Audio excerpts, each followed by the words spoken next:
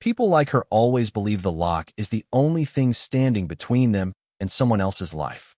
At exactly 3:07 a.m., my security system chirped once, the kind of short electronic tone that instantly pulls you out of deep sleep when you've spent years trusting alarms more than luck.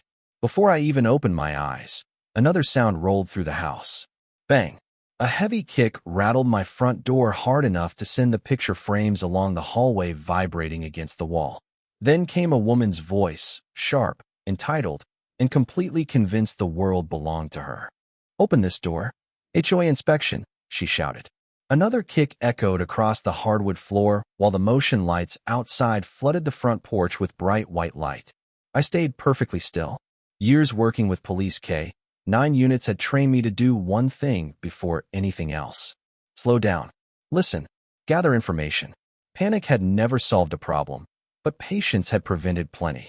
My name is Cole Harrison, and I live alone in a quiet subdivision outside Colorado Springs with my two working dogs, Rex, a German Shepherd, and Atlas, a Belgian Malinois. They weren't attack dogs. They were professionally trained protection dogs that followed commands with more discipline than many people I had worked beside. They didn't bark because they were angry. They barked because they understood responsibility. As the second kick hit the door, I heard four paws move across the hardwood behind my bedroom. No frantic scrambling.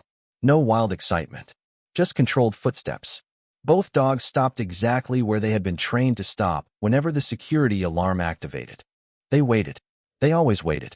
Outside, the woman spoke again, louder this time. "My master key isn't working. Open this door immediately." Even half asleep, I almost laughed. Master key? That phrase alone told me exactly who was standing on my porch. Patricia Whitmore, president of our homeowners association.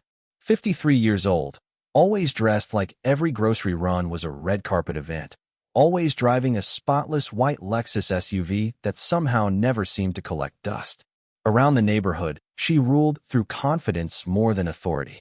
She loved clipboards, violation letters, emergency meetings, and reminding everyone that she was protecting property values. What she protected most was her own ego.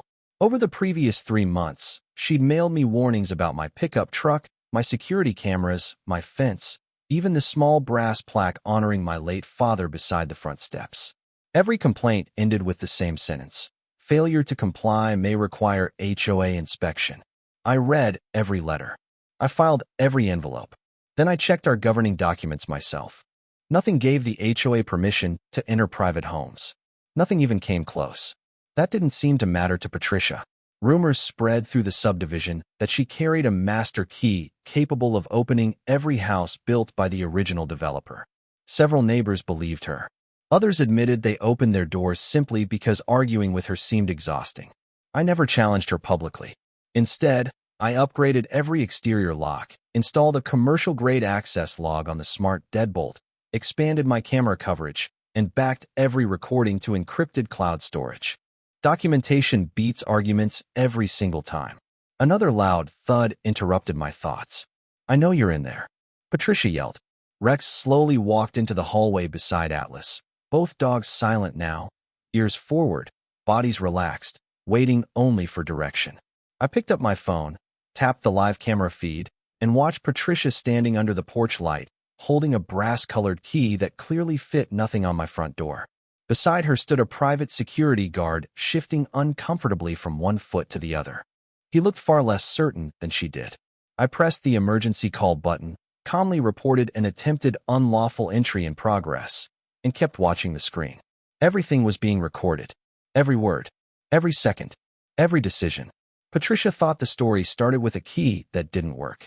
She had no idea it had actually started weeks earlier, the moment she underestimated the one neighbor who believed evidence was stronger than intimidation. I bought the house because it was quiet, not because it was perfect. After 12 years working as a K-9 handler for the county sheriff's office, quiet had become something I valued more than square footage or granite countertops.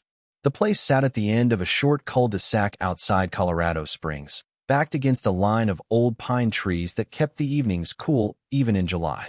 Every morning I woke before sunrise, brewed strong black coffee, and stepped onto the back patio while Rex and Atlas completed the same routine they had practiced thousands of times.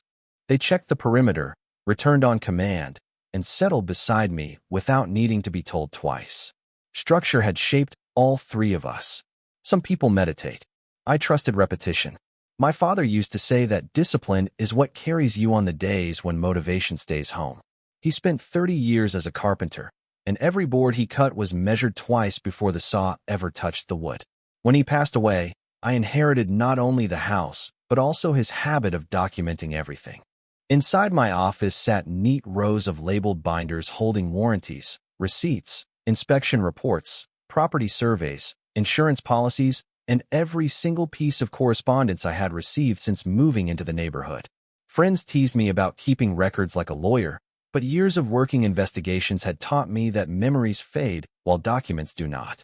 Rex came into my life as a nervous 14-month-old German Shepherd who struggled to trust strangers but never lost focus during training. Atlas arrived 2 years later, younger, faster, and endlessly curious. Together, they became one of the most reliable teams I had ever handled. After retirement, they stayed with me, adjusting surprisingly well to civilian life. Their jobs changed from assisting deputies to simply guarding the home we all shared. Protection never meant aggression. It meant awareness, obedience, and restraint. If someone approached the front porch, they waited for my command. If a delivery truck stopped outside, they watched quietly through the window. Their greatest strength was not intimidation. It was control. The neighborhood looked peaceful enough on the surface. Children rode bicycles after school. Couples walked their dogs before dinner. Lawns stayed trimmed within an inch of perfection. Yet beneath that polished appearance floated an unspoken tension that newcomers rarely noticed until they had lived there a few months. Conversations would suddenly stop whenever the homeowners association came up. Neighbors glanced over their shoulders before mentioning Patricia Whitmore's name. One elderly man across the street quietly told me that arguing with the board was like volunteering for extra taxes. Another family admitted they paid several questionable fines simply because hiring an attorney would cost more. Nobody described dramatic confrontations. Instead, they spoke about constant pressure, endless letters, and subtle reminders that someone was always watching. Patricia understood that reputation could be more powerful than actual authority. During my second month in the subdivision, she appeared at my front door wearing an expensive floral jacket, oversized sunglasses, and enough jewelry to sparkle in the afternoon sun. She smiled politely while handing me a welcome packet thicker than most paperback novels. Before leaving, she looked past me into the hallway and noticed Rex lying quietly on his bed. Her smile tightened just enough for me to notice. She asked whether both dogs were professionally trained. I answered honestly that they were retired working dogs, fully licensed, vaccinated, and exceptionally well-behaved. She nodded without another word, but the following week I received my first violation notice regarding an unapproved security sign near the driveway. After that came questions about my exterior cameras, then my truck, then my mailbox lighting, each complaint arriving with remarkably precise photographs taken from angles that suggested someone had spent considerable time studying my property. I never responded emotionally. I simply corrected anything that genuinely required attention and challenged anything unsupported by the community rules. Each exchange remained professional. Each letter joined another folder inside my filing cabinet. Looking back, I realized Patricia had been testing boundaries long before that night on my front porch. She kept expecting intimidation to produce compliance. She never considered that the quiet neighbor who always answered calmly might also be preparing for the moment when facts mattered more than confidence. By the time autumn settled over the neighborhood, Patricia Whitmore had become less of a homeowners association president and more of a permanent weather pattern that everyone quietly learned to live around. Every Tuesday morning, her white Lexus rolled through the subdivision at almost exactly 9 o'clock, moving slowly enough for her to inspect flower beds, trash cans, and fences without leaving the driver's seat. She dressed like every ordinary neighborhood meeting deserved a luxury magazine photo shoot, wearing bright designer jackets, oversized sunglasses, polished jewelry, and heels that clicked across the clubhouse floor like a judge entering a courtroom. She smiled often, but the smile rarely reached her eyes. It was the kind of expression that made people apologize before they even knew what they were supposed to have done wrong. I started noticing that every conversation she had followed the same rhythm. She would compliment someone's landscaping, mention how important community standards were, then casually remind them that violations could become expensive if ignored. Nobody argued. Most people simply nodded and promised to take care of whatever she mentioned. One Saturday afternoon, I watched her spend nearly 15 minutes measuring the distance between a neighbor's decorative planter and the edge of the sidewalk with a tape measure she pulled from an expensive leather handbag. Another evening, she stopped a young couple walking their golden retriever just to explain that their holiday wreath had remained on the front door one day longer than recommended by the community newsletter. None of those conversations sounded threatening by themselves. Together, they created an atmosphere where everyone expected to be corrected sooner or later. The clubhouse became her stage. Monthly meetings always began with routine financial reports, but somehow every discussion circled back to authority. Patricia enjoyed saying that consistency protected property values. She reminded everyone that the board had broad responsibilities, even when the governing documents sitting in front of every homeowner said something much narrower. I noticed she often summarized the rules from memory instead of reading the actual language. Most people accepted her interpretation without opening the binder. I always opened mine. During one meeting, she announced that the board reserved inspection authority whenever community interests required verification. Several homeowners nodded immediately. I quietly flipped through the covenants until I found the section she referenced. It discussed exterior maintenance only. Nothing about entering private homes. I raised my hand and politely asked which paragraph granted that additional authority. For the first time since I had moved into the neighborhood, Patricia hesitated. Only for a second, but long enough for everyone to notice. She answered with confident generalities instead of specific wording, then moved the meeting to another agenda item before anyone else could ask questions. As neighbors packed their folders afterward, two people quietly thanked me for speaking up, although neither wanted to do it where Patricia could hear. That moment changed something. The violation notices that reached my mailbox became more frequent, yet somehow less convincing. One cited my driveway camera as visually distracting even though identical cameras appeared throughout the subdivision. Another questioned the reflective numbers on my mailbox despite matching the county emergency service recommendations. Every letter arrived on official stationery. Every response I sent included photographs, dates, and direct quotations from the governing documents. I never accused Patricia of acting unfairly. I simply asked for clarification supported by the written rules. Those questions rarely received direct answers. Instead, another unrelated notice usually appeared a week later. The pattern became impossible to ignore. Rex and Atlas seemed to notice it as well, not because they understood homeowners association politics, but because they understood routines. Whenever the mail truck stopped at my box, they watched from the front window until I collected the envelope. If it carried the familiar association logo, I smiled, placed it inside the next empty folder, and continued my day. My father used to tell me that people reveal themselves when someone quietly refuses to be intimidated. Looking back now, I realized Patricia had already decided that I represented a problem that needed solving. She expected frustration to push me into making a mistake. Instead, every complaint she sent became another dated document. Every conversation became another detailed note, and every unusual interaction quietly expanded the timeline I was building. She believed authority came from speaking the loudest. I believed credibility came from keeping careful records. Neither of us knew exactly where that difference would lead, but the distance between our approaches grew a little wider with every passing week. About 2 weeks before everything reached its breaking point, the atmosphere around the neighborhood shifted in a way that was difficult to explain but impossible to ignore. The early morning air carried the familiar scent of damp pine and freshly cut grass as I walked Rex and Atlas along the sidewalk before sunrise. Porch lights glowed softly across the street, sprinklers hissed in carefully timed patterns, and everything looked exactly the way a quiet suburban community was supposed to look. Yet conversations became shorter whenever Patricia appeared. Doors closed a little faster. People lowered their voices without realizing they were doing it. One afternoon, I stopped to help my elderly neighbor, Frank, lift several bags of mulch from the back of his pickup truck. As we stacked them beside his flower beds, he glanced toward the clubhouse parking lot and quietly asked if I had ever heard Patricia mention something she called the master key. I nodded, but did not answer immediately.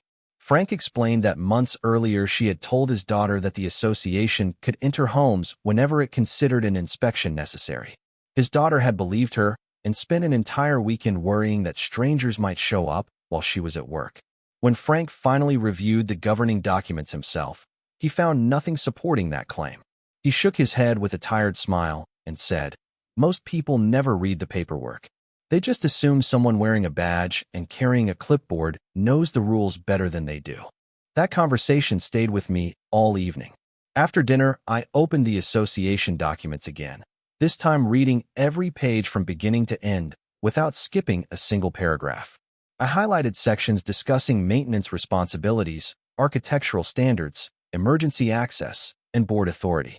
The language remained remarkably consistent. Exterior maintenance, common areas, scheduled inspections with notice when required, and cooperation with public safety officials under lawful circumstances. Nothing suggested the board possessed universal access to private homes. I scanned the highlighted pages into my computer, saved digital copies alongside printed versions, and organized them inside another folder. It was not because I expected trouble that week. It was because experience had taught me that facts are easiest to find before emotions enter the conversation.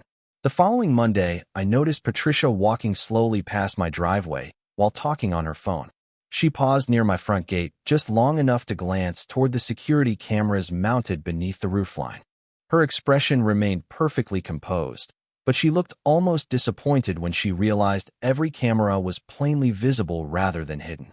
I gave a polite wave from the garage where I was cleaning equipment. She smiled back, wished me a pleasant afternoon, and continued walking as though nothing unusual had happened. Less than an hour later, another envelope bearing the association logo appeared in my mailbox. This one questioned whether my recently upgraded electronic deadbolt complied with community appearance guidelines, even though the hardware matched the original finish almost exactly. I compared the photographs included with the notice to the current condition of my front door and immediately noticed something interesting. The picture had been taken only a few feet from the entrance, close enough that someone would have needed to step onto my front porch to capture it. I did not become angry. I simply added the envelope to my records beside the photographs, noted the date and time, and saved the exterior camera footage from that afternoon onto a separate drive. Rex watched me quietly from the hallway while Atlas rested beside the front window, both dogs completely unaware that another small piece of a much larger puzzle had just fallen into place. Looking back now, I realized those ordinary days were anything but ordinary. Every letter, every photograph, every casual remark about authority was quietly building toward the same moment. Patricia believed confidence could replace written rules. I believed the truth usually revealed itself one documented detail at a time. The digital clock beside my bed changed from 3:06 to 3:07 just as another heavy thump echoed through the front entryway. The sound was not loud enough to damage anything, but it carried through the quiet house with the unmistakable confidence of someone who believed they belonged on the other side of that door. The security system chimed again, followed by a calm electronic voice announcing that motion had been detected on the front porch. I picked up my phone instead of rushing toward the hallway. Years of responding to unpredictable situations had taught me that the first few seconds usually determined everything that followed. Acting too quickly often meant missing the detail that explained the entire story. The live camera feed filled the screen. Patricia Whitmore stood directly beneath the porch light wearing a bright patterned jacket despite the cold October air, one hand gripping a ring of keys while the other pointed impatiently toward my front door. Beside her stood a private security contractor wearing a reflective jacket with the association logo stitched across the chest. His posture looked uncertain. He shifted his weight from one foot to the other and repeatedly glanced toward the street, as if hoping someone else would arrive and make the decision for him. Patricia held up a brass-colored key, tried the deadbolt again, frowned when nothing happened, then turned toward the security guard with visible frustration. Even through the camera microphone, I could hear her insisting that the lock should have opened. She spoke with absolute certainty, repeating that the association had authority to conduct an inspection because she believed community rules had been ignored.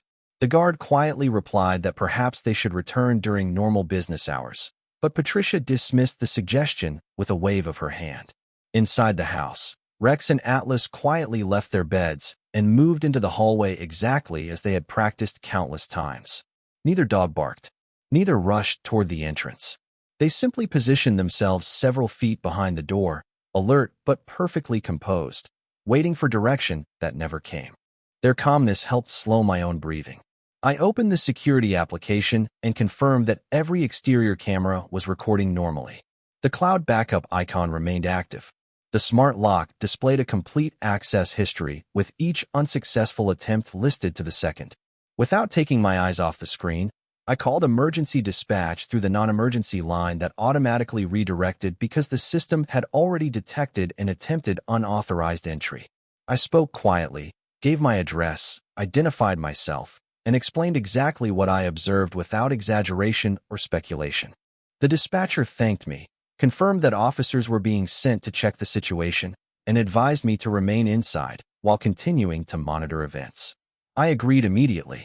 Outside, Patricia knocked sharply several more times and announced that she expected cooperation from every homeowner in the subdivision. Her voice carried across the empty street, but the neighborhood remained silent.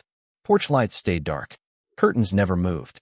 It struck me how easily confidence can sound like authority until someone quietly compares it with written rules. I remembered every folder inside my office, every dated letter, every highlighted page of the governing documents, and every conversation that had led to this strange moment in the middle of the night. None of those records had seemed dramatic when I collected them. Together, they now formed a timeline that made perfect sense. Patricia believed persistence would eventually force compliance. I believed patience would eventually reveal the facts. As another unsuccessful attempt appeared in the electronic lock history, I set the phone beside me, watched the camera feed without saying a word, and waited for the people with actual legal authority to arrive. The night had become remarkably quiet again, except for the soft hum of the heating system, the distant whisper of wind through the pine trees, and the steady breathing of two disciplined dogs who understood that protecting a home sometimes meant doing nothing more than remaining exactly where they were. The first flash of red and blue lights reflected across my living room ceiling a little less than 4 minutes after I ended the call with dispatch. Until then, nothing outside had changed except Patricia's growing impatience. She paced across the porch with quick, frustrated steps, occasionally pointing toward the front door as though repeating the same argument might somehow change the lock or the law. The private security contractor looked increasingly uncomfortable. He checked his watch twice, glanced toward the street several more times, and quietly suggested leaving until morning. Patricia shook her head before he even finished speaking. She insisted that the homeowners association had every right to verify compliance, and that delaying the inspection would only encourage residents to ignore community standards. Inside the house, the atmosphere could not have been more different. Rex remained seated near the hallway entrance with his ears forward, watching me instead of the door. Atlas rested beside him, alert but completely relaxed. Neither dog made a sound because neither had been given a command. Their discipline reminded me why years of patient training always mattered more than dramatic moments. Good working dogs do not create chaos. They help prevent it. I opened the two-way speaker connected to the front camera and spoke in the same calm tone I had used thousands of times while working difficult situations. Patricia, law enforcement has been notified. Please step away from my front door and wait outside the gate. For a brief second, the porch became completely silent. She looked directly at the camera, clearly surprised that I had been watching the entire time without opening the door. Then she lifted her chin and replied that she was not leaving until the inspection had been completed. She held up the brass-colored key once more, insisting it proved she possessed the proper authority. I answered only once. The governing documents do not authorize entry into private homes without permission. Please remain outside. I muted the speaker immediately afterward. There was nothing else worth debating. Facts do not become stronger through repetition, and neither do opinions. The approaching patrol vehicles rolled slowly into the cul-de-sac with headlights illuminating the quiet row of houses. Porch lights flickered on one by one as neighbors cautiously looked through windows, careful not to step outside. 2 deputies walked toward the front gate, while another remained near the patrol vehicle speaking with dispatch over the radio.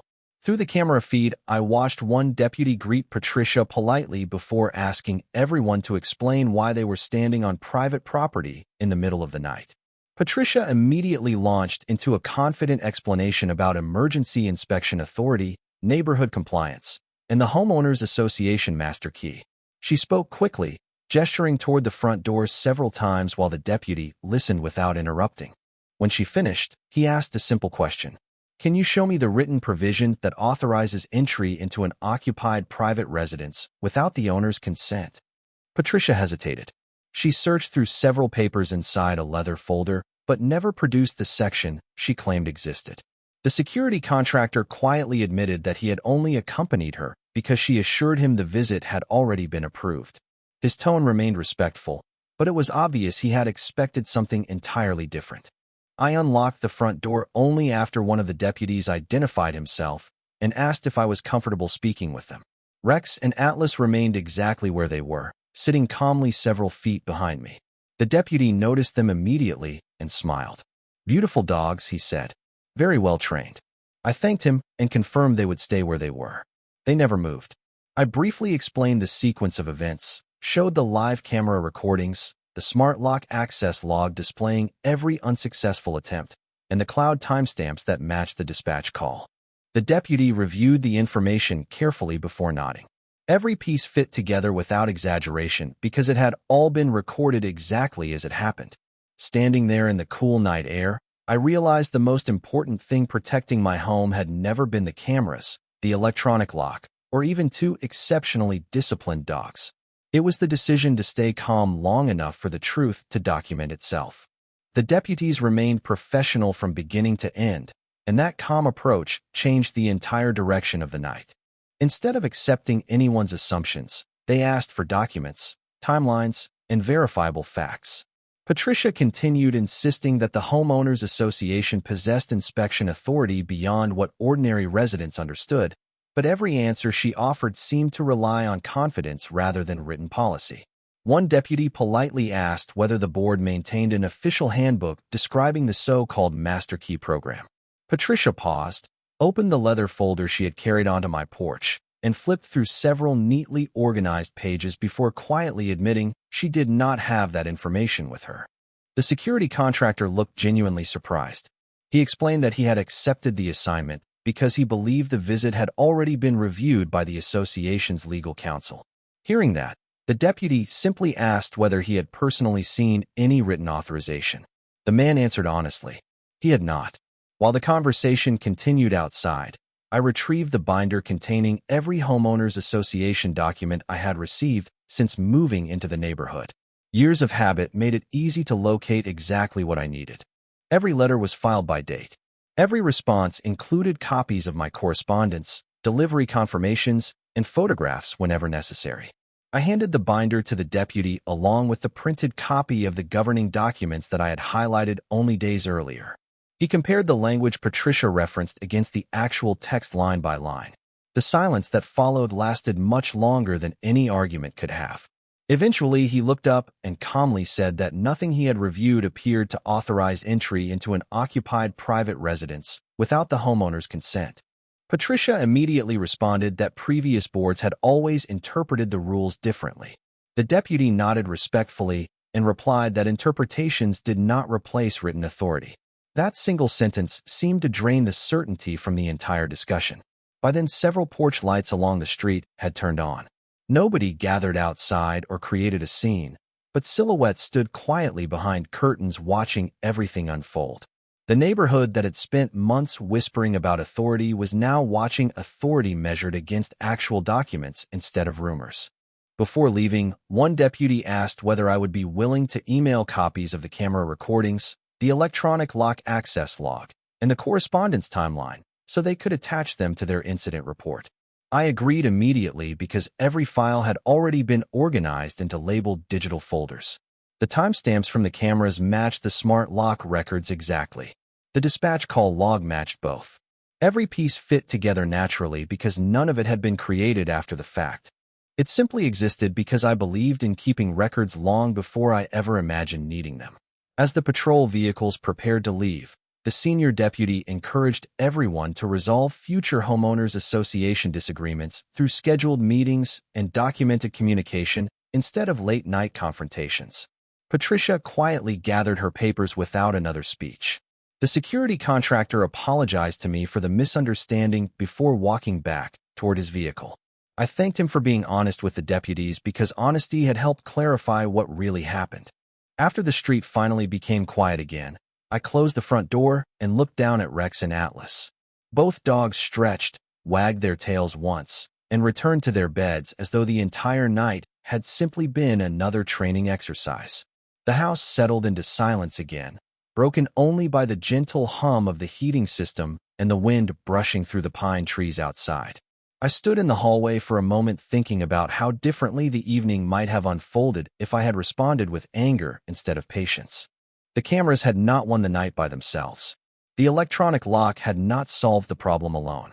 Even the dogs had done exactly what they had been taught to do, nothing more and nothing less.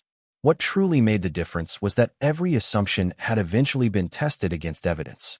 Confidence had walked onto my porch carrying a ring of keys, but it left facing something far more difficult to unlock, a complete record of the truth. By sunrise, the neighborhood looked almost ordinary again, but ordinary has a strange way of hiding the night before. The crisp mountain air carried the smell of fresh coffee drifting from nearby kitchens, while sprinklers clicked across perfectly trimmed lawns, as though nothing unusual had happened. I expected the usual quiet routine with Rex and Atlas, yet before I even finished filling their water bowls, my email notification chimed 3 times in less than a minute.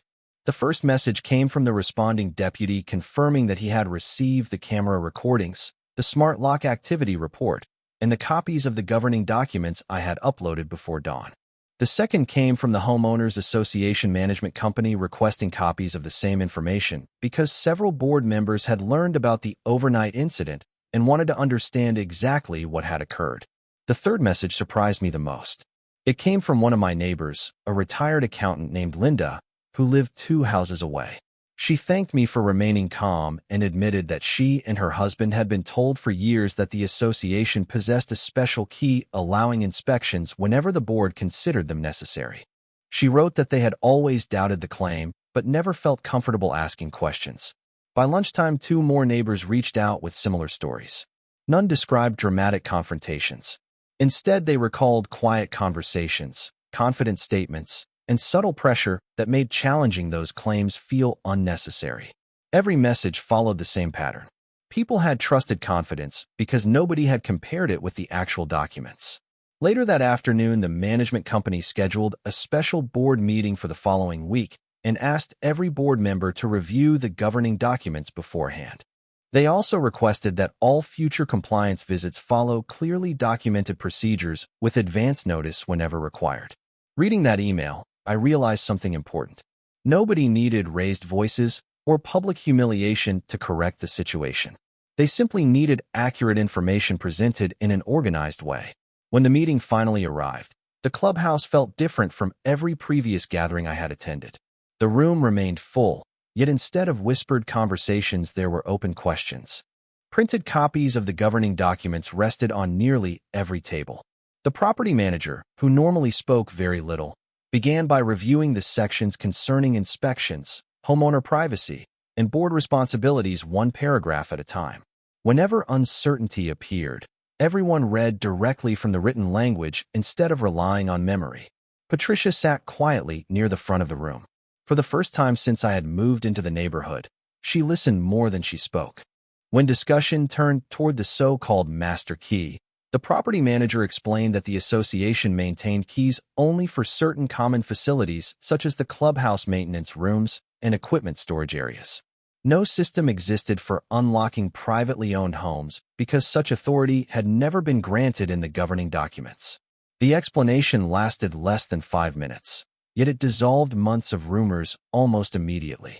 Several homeowners exchanged surprised looks while others simply nodded as though pieces of an old puzzle had finally connected.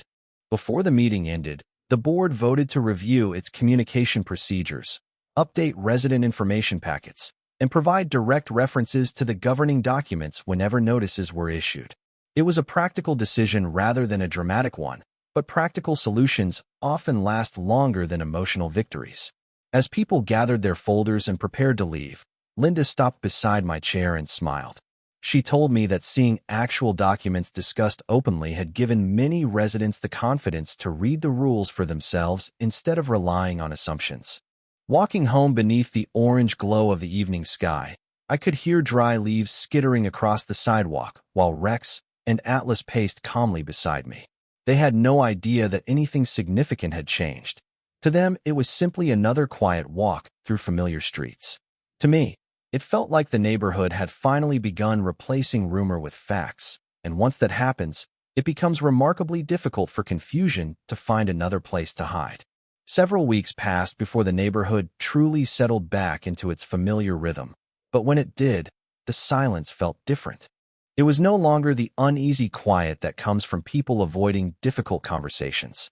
It was the calm that follows when uncertainty has finally been replaced with understanding. Every morning, I still woke before sunrise, brewed the same strong cup of coffee, and stepped onto the back patio while Rex and Atlas completed their routine with the same steady discipline they had practiced for years. The cool Colorado air carried the scent of pine needles after an overnight rain, and the first rays of sunlight reflected softly across the rooftops. Nothing about the house had changed. The cameras remained where they had always been. The electronic lock continued recording every entry exactly as it was designed to do. The neatly labeled binders still filled the shelves in my office. Yet somehow those ordinary things meant something different now. They reminded me that preparation is never about expecting the worst from people. It is about respecting the truth enough to preserve it. The Homeowners Association gradually adopted clearer procedures, and future notices referenced the exact sections of the governing documents instead of relying on vague interpretations. Board meetings became shorter, questions became more direct, and homeowners began arriving with highlighted copies of the rules instead of assumptions. That simple change transformed the atmosphere more than any dramatic confrontation ever could have. People who had rarely spoken during meetings suddenly felt comfortable asking respectful questions, and respectful questions almost always led to better answers. Even the private security company updated its own internal policies, requiring written authorization before accepting any assignment involving occupied homes. Watching those practical improvements unfold reminded me that lasting change usually grows from small decisions repeated consistently rather than one unforgettable moment. Every now and then a neighbor would stop me during an evening walk and thank me for staying calm that night. I always gave the same answer. The credit belonged to preparation, not to me. Rex and Atlas had done exactly what they had been trained to do. The deputies had done exactly what professionals are expected to do. The documents had simply spoken for themselves. Looking back, I realized the story had never really been about cameras, electronic locks, or even a misunderstanding over authority. It was about something much simpler. Confidence can sound convincing, but confidence without evidence eventually reaches its limit. Facts are quieter. They do not need to raise their voice because they remain the same no matter who reads them. My father used to tell me that a well-built house stands because every board supports the next one. The same is true for trust. It is built one honest action at a time, one accurate record at a time, and one respectful conversation at a time. Lose that foundation, and everything above it eventually begins to lean. Gain it back, and even an ordinary neighborhood can become a stronger community than it was before. Today, when I hear the gentle click of the front gate closing behind me after our evening walk, I do not think about that night anymore. I think about the simple routines that make a house feel like home, the quiet confidence that comes from knowing where you stand, and the peace that follows when truth is given enough time to catch up. Justice is rarely loud. It does not always arrive with dramatic speeches or unforgettable headlines. More often, it arrives through patience, careful records, honest conversations, and people willing to let facts lead the way. That lesson will stay with me far longer than any homeowners association meeting ever could. I would genuinely like to know what you think after hearing this story. If you had been in my position, what would you have done differently, and which moment stood out to you the most? Share your thoughts in the comments because I always enjoy reading different perspectives. And if you enjoy thoughtful fictional stories where patience, preparation, and common sense matter more than shouting, consider subscribing so you will not miss the next one. Until then, take care of the people you care about, know your rights, keep good records, and remember that the strongest foundation is almost always built on the truth.